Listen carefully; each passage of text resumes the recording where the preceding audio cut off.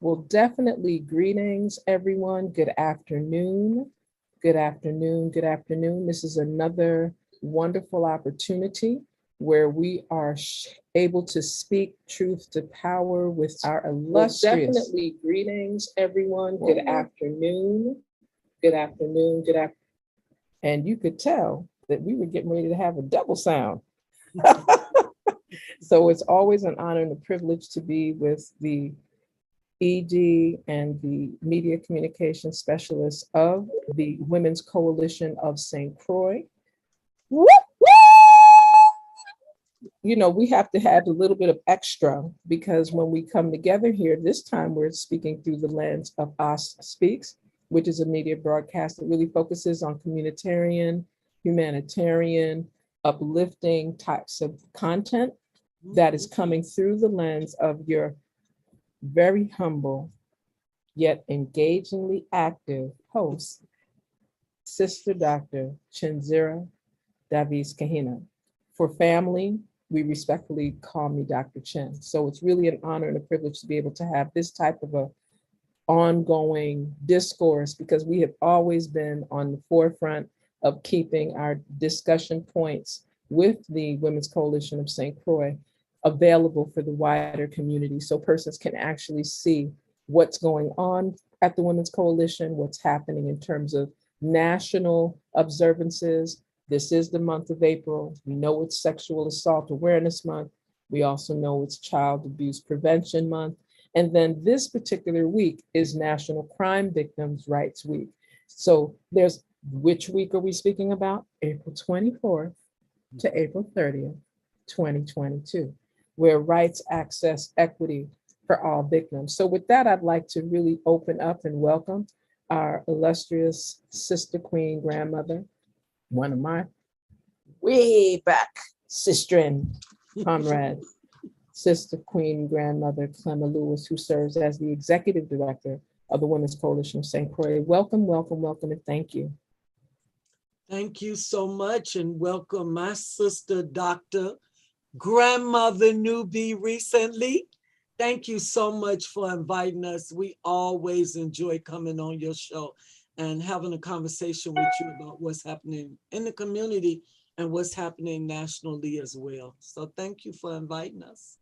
So it's a privilege. And we're also joined, and you know, your title expands because we watch you do a variety of things with the Women's Coalition and in the wider community, Sister Queen Deborah Benjamin. And so I know it's media communication specialist. I'm gonna put that in there because every time I go on Twitter, Instagram, Facebook, YouTube, you have some new posts coming forward. So I'm very grateful to be able to have you be part of this customary way that we share with the wider community what's going on from the Women's Coalition of St. Croix, as well as, I know we've talked about the different observances, but there's also going to be this awesome, I see that you all are featuring on Instagram with Words Have Power, the Women's Coalition of St. Croix's first Instagram live poetry reading on Denim Day, Wednesday, April 27th at 2 p.m. Atlantic Standard Time. So be on point, family. WCSTXVI on Instagram, like push, push, play, play. You're going to hear some powerful words that definitely have power. So with that, I'd like to welcome you as well, Sister Queen Deborah. Thank you so much, Dr. Chen. It is my pleasure and my honor to be here with you and with Clemma to talk about what we have going on in April and to bring more awareness to sexual assault prevention and also to child abuse prevention. So thank you so much for doing this. My official title is Communications Coordinator, but it tickles me that you add so many different things to it. I feel so special and important. You know, very much like there's an S on my chest along with the DB. So thank you for that. You know, when we do these things, it's kind of like we just soar and fly. And it's a beautiful opportunity for us to be able to have this discussion because sometimes we do overlook these very important observances. And granted, April is the time where this is highlighted. However, awareness around sexual assault and child abuse and crime victims' rights is 365. And on leap years, 366. And with that, I would love to just, have you all share some informative opportunities so that persons that are tuned in, listening, viewing, seeing this afterwards have an opportunity to know, of course, how to reach the coalition and also the services that are provided and any activities that you're going to be highlighting. Okay, would you like me to start? Yes, please. So I want to start with April is Sexual Assault Awareness Month. And so we wear the color teal in honor of sexual assault victims and survivors. So we have the teal ribbons in our office. And then we also wear the pretty royal blue. And my top is blue and teal. The blue represents child abuse, and it's also Child Abuse Prevention Month. And both of those are important and critical to the Women's Coalition, extremely important. Matter of fact, I'm so proud to say this month I restarted the St. Croix Child Abuse Multidisciplinary Team. I am so excited. We had that team about 10 years ago, and like everything else, it died out because people changed. And I'm happy that I was able to revive it for this month so that we can move forward. And basically, it's a team made up with all the entities in the community to work with children. And the whole point is for us to come together as one to stop re-victimizing children and making sure they're safe.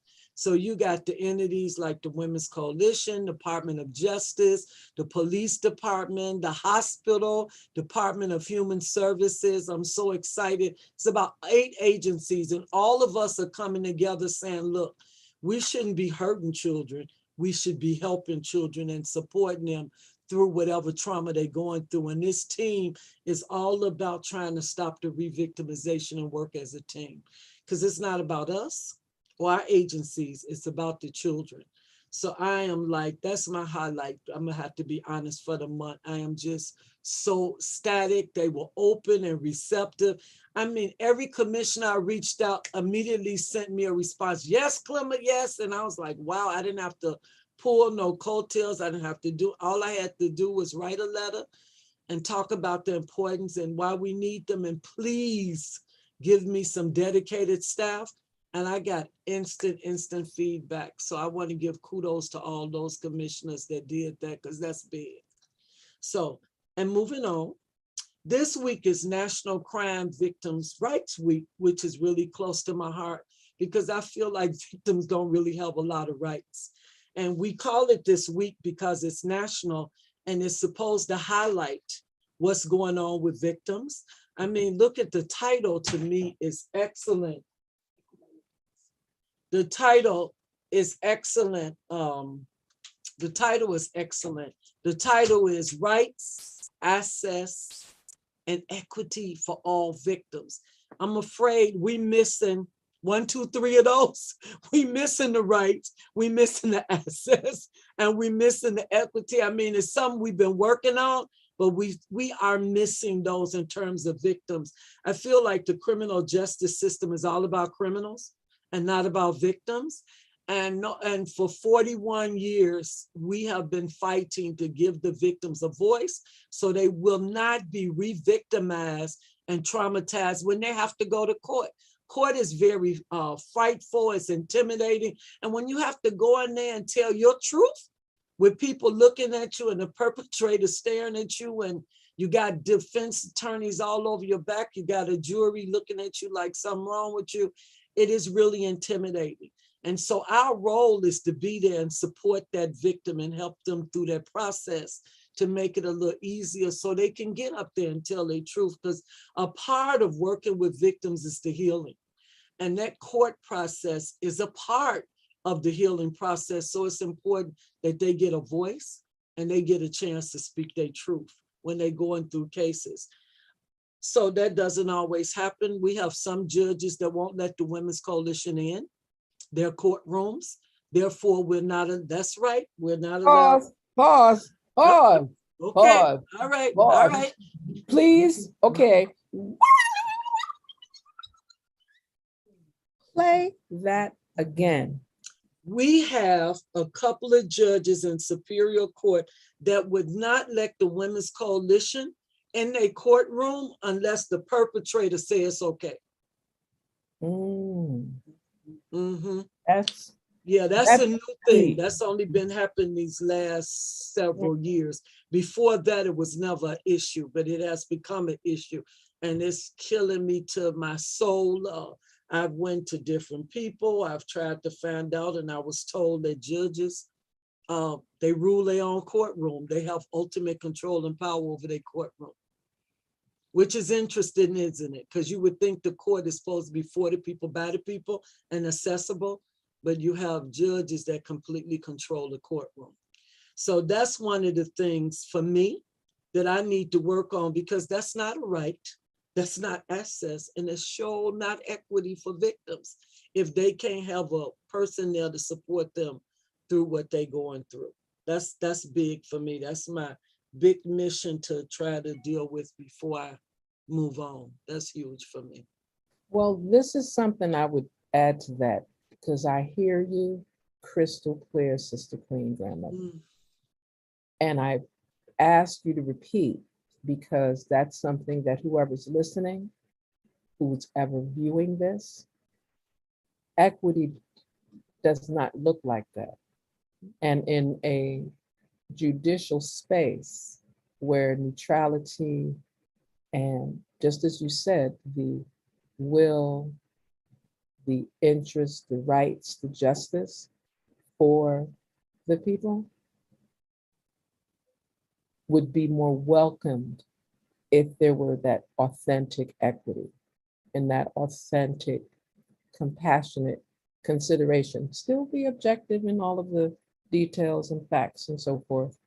However, the very essence of what is taking place, not only here in the Virgin Islands, not only in our Caribbean Americas, around the globe, there are a host of movements that have been promoting rights for our women as well as our men, definitely for our children, as well as our families.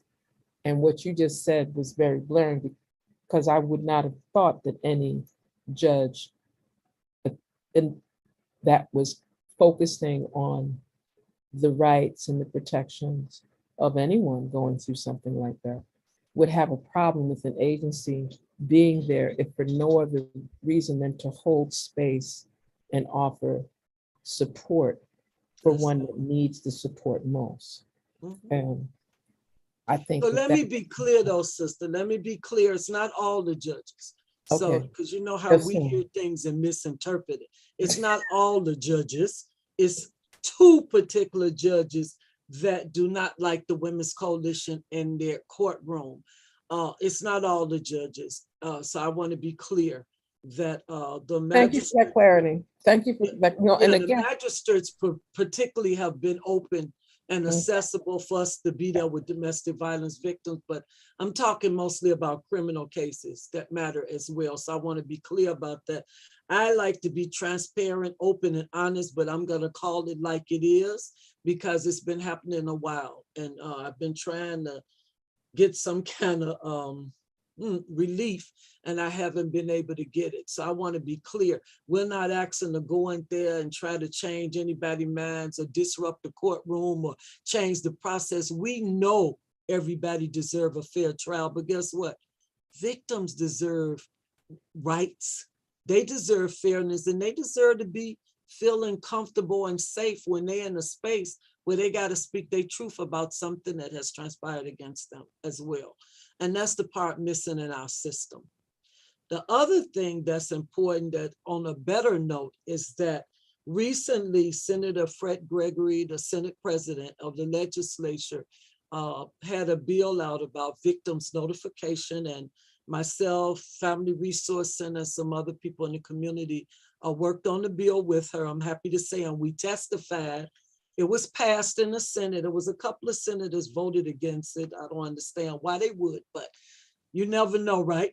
Some of them voted against it, but the whole purpose of the bill is to have victims notified when the perpetrator has been released, when they going on work release, if they change in status, if they died, if they coming up for parole, whatever the case is, because as it stands now, sometimes I've had a victim that was in the bank one day doing her banking, and the person that raped her walked in the bank.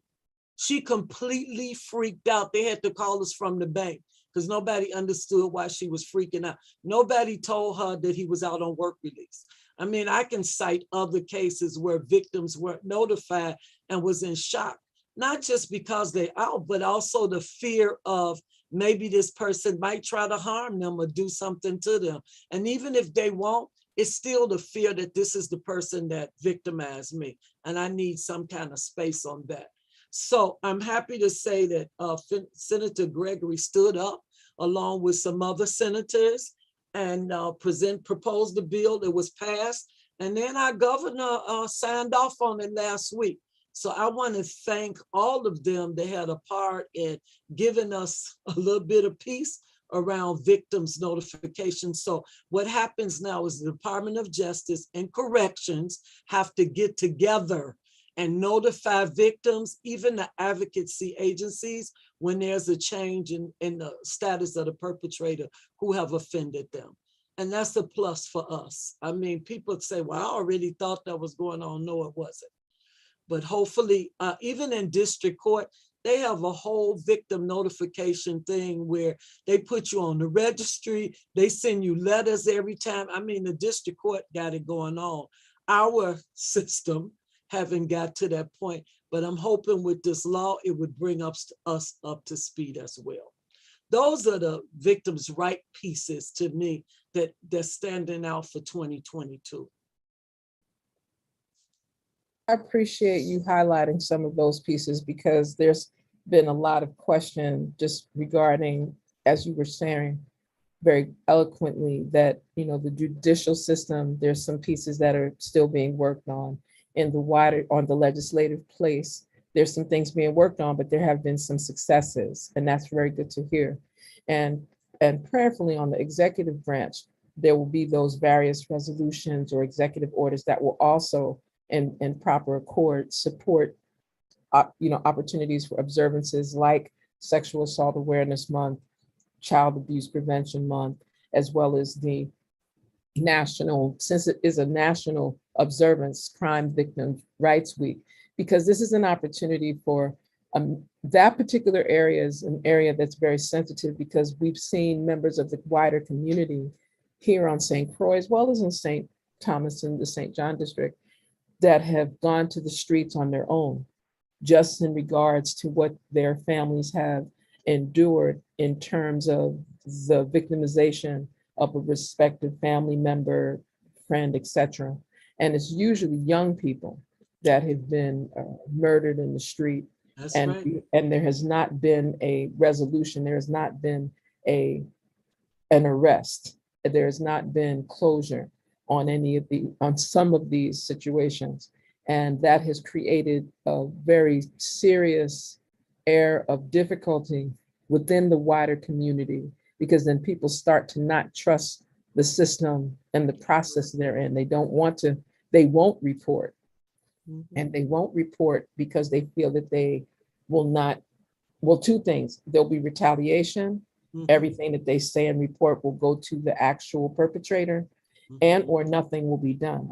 I've seen mothers, as well as fathers, as well as children, bawl because they are not clear on, we know who did this. Yeah, They have names and locations and home space, and nothing is done. So I'm hoping that during this particular National Crime Victims' Rights Week, where the whole idea is you've highlighted around rights, access, equity for all victims. And I guess I like the term survivors a little better, because sometimes it gets overwhelming when we get into that victimization space. And so I understand, because English is how it's designed, and I recognize that. I just am saying that, may whatever activities the Women's Coalition of St. Croix and its respective partners are engaged in. We really hope that there's some resolution, some healing at the core of some of these activities. Were you going to chime in, Sister Queen Deborah? Yeah, I do agree 100% with what you've both been saying. I feel like it's also, for victims especially, it's that feeling of support. You've gotten to the point where, you've gotten the help from the coalition or from the Family Resource Center, and you can finally bring yourself to go to this, as Clemma said, intimidating process. I don't call it the justice system anymore. I just call it the legal system, because I don't feel like there's a lot of justice involved in it, and the victim very often doesn't have a say in what justice looks like, as far as they're concerned.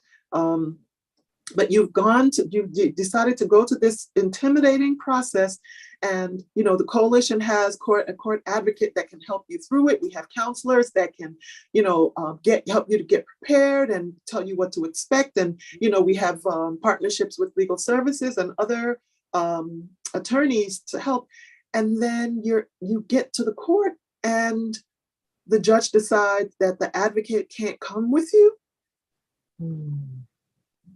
Imagine how that must feel, that now you're forced to face this daunting process again. Like Clemma said, it's re-victimization. It's not taking into consideration that, whether you find this person guilty or not, I have gone through something, I'm still going through something that is traumatic, and you are continuing, to perpetuate that trauma by not allowing me to have the support that I need in the way that I need it at this moment. So crime victims' rights are extremely important, so people can get through stuff, get to the point where healing can begin. Correct. Yeah. Well, thank you for just bringing that out. And I saw the eyebrow, Sister Queen Grandmother Lewis. I just saw the eyebrow. I'm ready. We're ready. Share it, please. No, it's just critical that we get more support for victims. It's not about the Women's Coalition, really. It's about our community and our people. Like you said earlier, the wider community is looking for some healing. And you can't get healing when your child is murdered, good, bad, or different, and there's no justice. You don't get a chance to go to court. You don't get a chance to face the person that killed them, and you don't have a say-so in the process. That's the other piece. They really don't have a say-so in the legal process. It's up to the prosecutors, the defense, and the court system. They don't even have a say-so in what happens. So we have a lot of work to do. I mean, here we are 41 years later and we still got a lot of work to do. Okay. Well, with that being shared, I would love for you to also highlight what's going to be happening, organized by the coalition this week as we close out the month of April. And I'm putting out, I just want to make sure I put my little pseudo disclaimer. I really love festivals. I really do. I am imploring anyone that's hearing this, that's getting ready to prepare for whether it's Juve Village or whatever carnival activity that's going to be happening in our sister island of St. Thomas, be safe. Remember, no means no. And let us make sure that we don't have a plethora of funerals or a plethora of sexual assault. There you go. Or a plethora of child abuse situations while we're supposed to be celebrating in Juve and Village and Carnival. There you go. I hope persons heard that. Yes. Well said, sis. Well said. Thank you. Thank you. Perfect. So please, Sister Queen Deborah, give us that update on. I'm looking forward to this Words Have Power, though. I'm just letting you know. Yeah, well, on Denim Day, which is Wednesday, December 27th at 2 p.m., as you said earlier in the afternoon, we are going to have our very first Instagram Live, and it will be a poetry reading that we have named Words Have Power. So members of our staff and other stakeholders, Dr. Chen has also graciously agreed to read a poem. We'll be reading original works that they have created themselves, and also works by other favorite authors and artists and poets. So we hope that you'll join us on Wednesday at 2 p.m. on Instagram. Our handle is at WC, S as in Sam, T as in Tom, X as in X-ray, V as in Victory, the letter I. So that's WC, STX, VI for Words Have Power.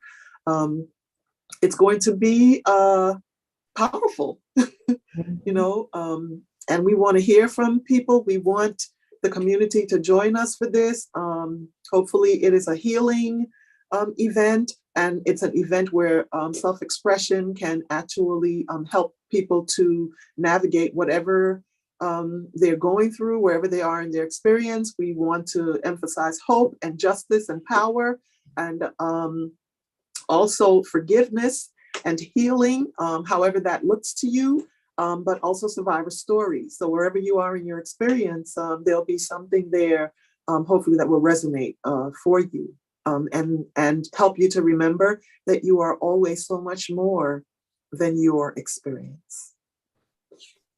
Grateful, grateful, grateful. Once again, please give people that contact information for reaching out to the Women's Coalition of St. Croix, because as we said, while April is the observance month, we'd like to curb, end, crush, terminate sexual assault. How about that? And child abuse. And child abuse, correct. Don't forget our babies. That's Don't right. forget, never forget our babies, for sure, for sure. You know, and really just highlighting all of the ways that we can bring that up and bring that forward. Any closing reflections, Sister Queen, Grandmother Clement? Yeah, I just want to say, be aware. It is Crime Victims Week, and I just like people to be aware. Be aware of your surroundings. Things have changed. Yes, we live in paradise, but it's a new day. When you're going out, go out with somebody. Keep your car doors locked. Keep your house door locked. Don't leave your doors open. Let somebody know where you're going. If you're traveling alone, we're never too big or too old to say, hey, Dr. Chen, I'm going to be in Frederickstead. So if I call you later and you don't show up, then I know something is going on. We have to start looking out for each other. We have to be the keepers of our own communities and our own families and our own people, because nobody is doing that for us. And so we have to stop this. Well, it ain't gonna happen to me. It happened to that person, and realize safety is number one, and safety is extremely, extremely important. So I'm asking people to lock your cars, lock your doors, go out in groups. Stop thinking that you invincible and ain't nothing gonna happen to you, because it's real clear anything can happen. I love how you said about the piece, be careful with consent and people assaulting you, sexually assaulting you. It's not about how you look and how you dress. It's about power and control. It's important for us to watch out and look for our children, because they're open access to kind of anybody. This month makes things highly aware. This is a way to heighten your senses. But like you said earlier, this is 365 or 366. We got to start opening our eyes and ears and stop burying our head in the sand at the beach, and come off the beach, come out the water, and realize that there's a real world out there, and we have to start looking out for each other. So I appreciate you so much, and thank you for letting us be a part of this. Always, always. It's an honor and a privilege to be able to share. We know we have to expand these types of conversations and the work. It's good to discuss it, and it's good to expose it. It's even more and functional when we are able to share actionable deliverables of how we transform our community. And the more we have these discussions, the more we get a chance to expose these awareness observances and do more work together like we customarily do, we can heal the situation in our community. And it goes wide and far. Sister Queen Deborah, any closing reflection? For Crime Victims' Rights Week, it's important that we show victims and survivors support, and that we use our voice to let our elected leaders know that crime victims not just deserve, but need services. They need access to services. They need the programs and services that are supportive for them to be funded consistently and continuously, so that those services are always accessible and equitable. So take what we are sharing with you about Crime Victims' Rights Week and apply it, as Dr. Chan and Clemma said, every single day of the year. Because even if you aren't a crime victim, the odds are you know someone, you care about someone who is. And, you want them to have what they need so that they can heal, so that they can thrive, however that looks to them, which is what we want as well, because healthy citizens mean a healthy community. You can't have one without the other. And I would also like to give again our 24/7, 365 crisis intervention phone number is 340-773-9272. It's a direct connection to a caring, trained victim advocate who is volunteering their time and their service to make sure that those in crisis have someone that they can reach out to. That's 340-773-9272. Our website is WCSTX.org. We're on Facebook at WCSTX, Twitter, same handle, WCSTX, and Instagram, especially for Wednesday, Denim Day at 2 p.m. for Words Have Power, and any other time, WCSTXVI. If you have questions about something, you can call us. We're open 8:30 to 5. You can visit our website. You can send us an email at info@wcstx.org. Many, many ways to reach out to us. And we are here for you. So, feel free to do that. And I thank you so much, Dr. Chen, for this opportunity to share, this information with the community and to remind them the coalition is here and listening without judgment, just support. I am so honored to be able to offer this form of support in this very small way. And I'm encouraging persons to remember that all of what you've heard requires resources. So when you get ready to offer your support, make it resourceful. You want to do something, offer a donation. You're not able to do a financial one, navigate a voluntary contribution, but take action, do something, save some lives, and definitely help heal our community. With that, it's, as is customary, it's always an honor and a privilege. Thank you again, Sister Queen Grandmother Clemma Lewis, the Executive Director of the Women's Coalition of St. Croix, and our Sister Queen, Deborah Benjamin, you done know where we're going, for doing all of the media communications coordination for the Women's Coalition of St. Croix as well. This has been your host, Sister Queen Grandmother Dr. Chenzira. Remember that Culture Heals Humanity, land is our foundation, and spiritual harmony unifies us. So let's keep the work going. And remember where you're supposed to be on the 27th, Wednesday, 2 o'clock. Words, woo, woo, woo. Just the vibration of power. I'm like feeling that. So come and share. Yeah, just come and share. Take care, everyone. Blessings.